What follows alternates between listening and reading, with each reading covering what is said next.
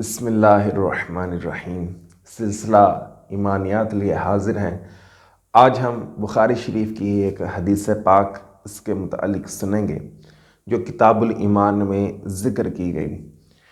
حضرت ابو امامہ بن سہل رضی اللہ تعالی عنہ آپ فرماتے ہیں کہ میں نے ابو سعید خدری رضی اللہ تعالی عنہ کو فرماتے ہوئے سنا، نبی کریم علیہ الصلوۃ والسلام آپ نے ارشاد فرمایا، میں سو رہا تھا، اس حالت میں لوگ میرے سامنے پیش کیے گئے اور وہ کرتے پہنے ہوئے تھے، قمیضیں یہ پہنے ہوئے تھے، کسی کا کرتا سینے تک تھا، کسی کا اس سے نیچے۔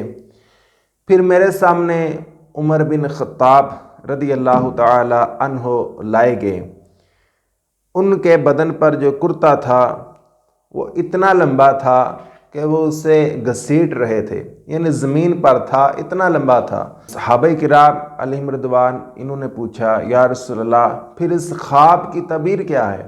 تو نبی کریم علیہ الصلوۃ والسلام آپ نے ارشاد فرمایا، الدین، یعنی اس سے مراد دین ہے کہ جس کی قمیض جتنی زیادہ تھی اس کا ایمان اتنا ہی زیادہ ہے۔ تو اس حدیث میں کچھ باتیں کہ حضرت ابو بکر صدیق رضی اللہ تعالی عنہ ان کی فضیلت، اور اس حدیث میں حضرت عمر فاروق رضی اللہ تعالی عنہ ان کی فضیلت بیان کی گئی، تو اس میں بظاہر تعارض بھی نظر آ جاتا ہے کہ کس کی فضیلت زیادہ ہے، صدیق اکبر رضی اللہ تعالی عنہ کی یا حضرت عمر فاروق رضی اللہ تعالی عنہ کی؟ تو وہ دیگر روایات بھی موجود ہیں جو صدیق اکبر رضی اللہ تعالی عنہ کی فضیلت کو بیان کرتی ہیں، اور اس بات پر امت کا اجماع بھی ہے کہ سارے انسانوں میں رسولوں کے بعد افضل ترین ہستی سیدنا ابو بکر صدیق رضی اللہ تعالی عنہ آپ کی ہے۔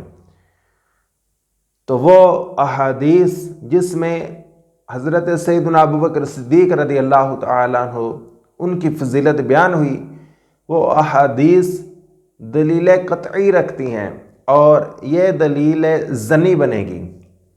اسی طرح دوسری بات یہ کہ جہاں فضیلت ہوتی ہے وہ کیفیت میں ہوتی ہے، فضیلت کے اندر کمیت، مقدار یہ چیزیں بیان نہیں ہوتی۔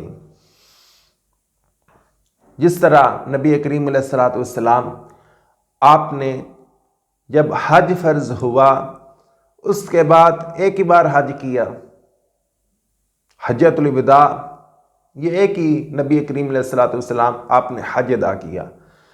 اب کوئی بعد میں شخص 10 حج کرے، 20 حج کرے، 50 حج کرے، 100 کر لے، تو ایسا تو نہیں کہ وہ نبی کریم علیہ الصلوۃ والسلام آپ سے بڑھ کر فضیلت والا ہو گیا کہ اس نے 50 حج کر لیے، 100 کر لیے، حضور نے کیا۔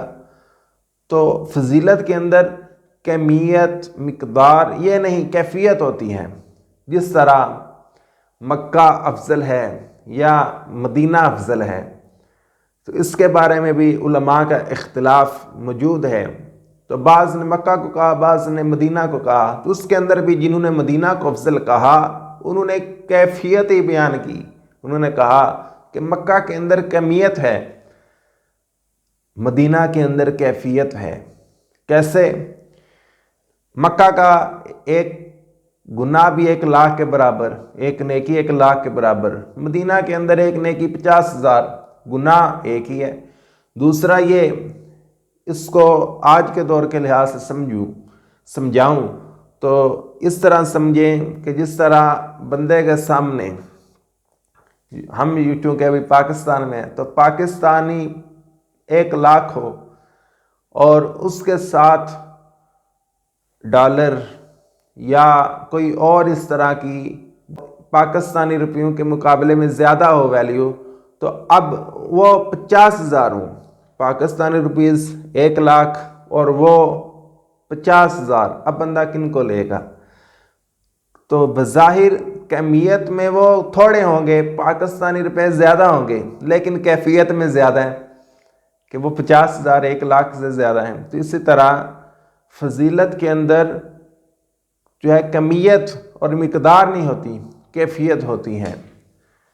تو صدیق اکبر رضی اللہ تعالیٰ عنہ یہ تمام صحابہ میں افضل ہیں، تمام انسانوں میں، رسول کے بعد، انبیاء کے بعد یہ افضل ہیں، اور اس کے بعد حضرت عمر فاروق رضی اللہ تعالیٰ عنہ آپ کا درجہ آتا ہے۔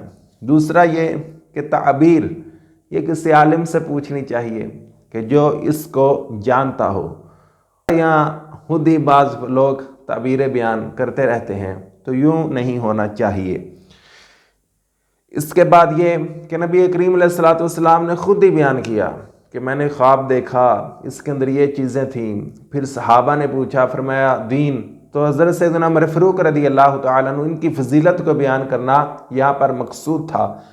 تو جو استاد ہو، ماں باپ ہوں، تو وہ بچوں کے کسی اچھے کام پر ان کی تحسین کریں، ان کو جو ہے ان کی جو ہے وہ اچھے کام پر تحسین کریں، تاکہ دیگر بچے بھی اسی طرح کا عمل کرنے، اسی طرح کا کام کرنے کی کوشش کریں۔ تو یہ صحابہ کرام، ان کے اندر نبی کریم علیہ السلام کیا کرتے، کسی صحابہ کی کسی کام میں تعریف کر دی تاکہ دیگر صحابہ بھی اسی طرف بڑھ جائیں۔ اللہ رب العزت ہمیں حدیث پاک کی سمجھ عطا فرمائے، عمل کرنے کی توفیق عطا فرمائے۔ آمین بجاہ نبی الامین صلی اللہ تعالی علیہ وسلم۔